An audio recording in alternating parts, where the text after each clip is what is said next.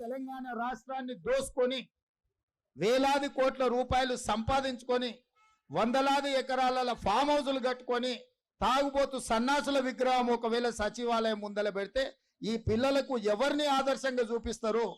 పొద్దున్నేస్తే రాత్రి వరకు తాగి ఫామ్ హౌస్ లో పొర్లాడే కేసీఆర్ విగ్రహం ఉండాలనా అక్కడ సచివాలయం ముందల? లేకపోతే దేశం కోసం ప్రాణత్యాగం చేసిన రాజీవ్ గాంధీ విగ్రహం ఉండాలనా? తెలంగాణ సమాజం ఆలోచన చేయాలి. ఆ సన్నాసి దుఃఖం బాధ ఏందని నేను కనుక్కుంటే అక్కడ వాళ్ళ అయ్య విగ్రహం పెడదాం అనుకున్నాడట. వాళ్ళ అయ్య పోయేదెప్పుడు, వీడు పెట్టేదెప్పుడు అక్కడ విగ్రహము?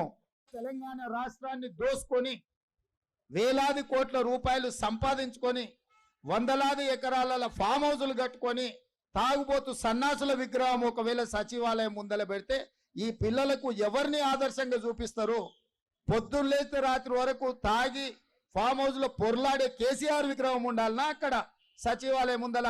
లేకపోతే దేశం కోసం ప్రాణత్యాగం చేసిన రాజీవ్ గాంధీ విగ్రహం ఉండాలనా? తెలంగాణ సమాజం ఆలోచన చేయాలి.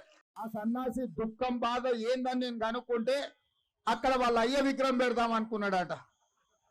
వాళ్ళ అయ్య పోయేదెప్పుడు, వీడు పెట్టేదెప్పుడు అక్కడ విగ్రహము?